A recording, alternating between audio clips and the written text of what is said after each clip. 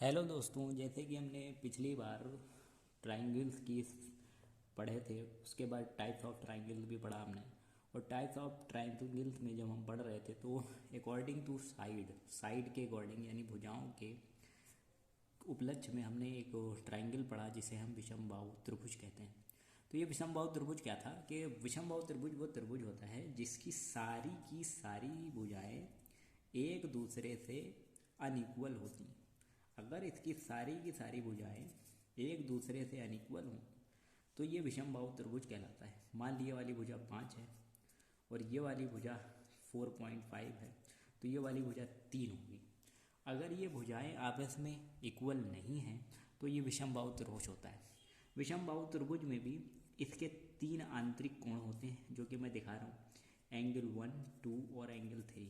Angle 1 plus angle 2 plus angle 3, इन सब का सम हमेशा 180 होता है। और अगर 3 आंतरिक हैं तो 3 बाह्य कोण होते हैं जो कि मैंने इस तरीके से प्रदर्शित किए हैं। और इन 3 बाह्य कोणों को अगर हम 6, 4 और 5 मान लें तो angle 4 plus angle 5 plus angle 6 ये बाह्य कोण है। बाह्य मतलब बाहर के, इसे आप एक्सटीरियर भी कहते हैं। और ये इंटीरियर है या आंतरिक आप कह सकते हैं। ये आंतरिक कोण होते हैं, इनका योग 180 और बाह्य कोणों का योग 360 डिग्री होता है। तो ऐसा त्रिभुज जिसकी सारी साइडें अनइक्वल हों और सारे आंतरिक एंगल भी अनइक्वल हों, यानी इसके कोण आपको इक्वल नहीं मिलेंगे। हो सकता है ये 50 हो और ये 60 हो और ये 70 हो। हमेशा इन तीनों स्केलेन ट्राइंगल में या विषमबाहु त्रिभुज में आपको एंगल कभी भी इक्वल नहीं मिलेंगे।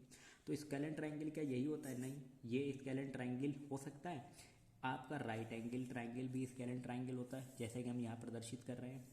मान लिया ये वाली साइड आपकी जो हाइपोटेन्यूस है, कर्ण है, ये 5 है, तो नीचे वाली साइड आपकी 4 होगी और ये वाली साइड आपकी 3 होगी। यहाँ का एंगल 90 होगा, इसे आप समकोण कहते हैं या राइट एंगल ट्राइंगल कहते हैं।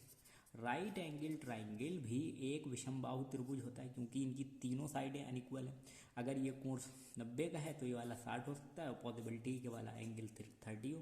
तो ऐसा ट्राइंगल जिसके एंगल भी अनइक्वल हों और साइडें भी अनइक्वल हों विषमबाहु त्रिभुज कहलाता है। अब ये 5 कैसे आता है?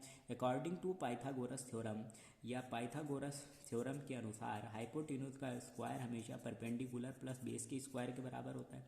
इसलिए यहाँ से 5 का स्क्वायर हमेशा इक्वल होगा 3 के स्क्वायर प्लस 4 के स्क्वायर के सम के। और इन दोनों की वैल्यू अगर आप निकालें तो ये 9 होता है और 4 चक्कू 16, तो ये भी 25 आता है और ये भी 25 आता है। इसलिए ये एक राइट एंगल ट्राइंगल है। तो एक स्केलन ट्राइंगल या विषमबाहु त्रिभुज एक्यूट एंगल भी हो सकता है। एक्यूट एंगल ट्राइंगल जिसके सारे के सारे एंगल अनइक्वल हों वो भी एक विषमबाहु त्रिभुज हो सकता है।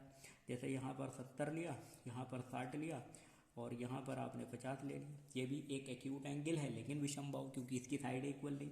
एक राइट एंगल ट्राइंगल हो सकता है, जैसे एक ऑब्ट्यूस एंगल हो सकता है। मान लिया आपकी ये भुजा थी और ये यहाँ से ऐसे गया और ये वाला एंगल यहाँ से, तो ये एंगल पॉसिबिलिटी 120 हो तो ये एंगल हो सकता है 30 हो। और ये एंगल अगर 30 या 35 या 35 मान लें तो 120 प्लस 35 155, 180 में से 155 माइनस करें तो 25 का एंगल ये होगा। इन तीनों का योग हमेशा 180 होता है। एब्ट्यूस एंगल क्या होते हैं? एब्ट्यूस एंगल वो एंगल कहलाते हैं जिसका एक एंगल 90 से ज़्यादा हो। तो ये भी एक विषमबाहु त्रिभुज हो सकता है क्योंकि इसका एक एंगल 190 से ज़्यादा है, तो इसकी साइडें हमेशा, क्योंकि एंगल अनइक्वल है तो साइडें हमेशा अनइक्वल होंगी। ये ए हो सकती है, ये बी हो सकती है, ये सी हो सकती है। तो विषमबाहु त्रिभुज तीनों तरीके के हो सकते हैं। एक जिसकी साइडें अनइक्वल हो आप उसे विषमबाहु त्रिभुज कहते हैं। समकोण भी एक विषमबाहु त्रिभुज हो सकता है। एक्यूट एंगल भी क्योंकि उसके एंगल इक्वल नहीं है, ये भी एक विषमबाहु त्रिभुज हो सकता है। और एक ऑब्ट्यूस एंगल या अधिक कोण भी एक स्केलन या विषमबाहु त्रिभुज हो सकता है अकॉर्डिंग दिस लॉ। यही विषमबाहु त्रिभुज की कुछ प्रॉपर्टीज हैं। नेक्स्ट वीडियो लेक्चर में हम इक्विलैटरल ट्राइंगल या समबाहु त्रिभुज, आइसोसेलेस ट्राइंगल, समद्विबाहु त्रिभुज के बारे में ज़्यादा जानकारी हासिल करेंगे।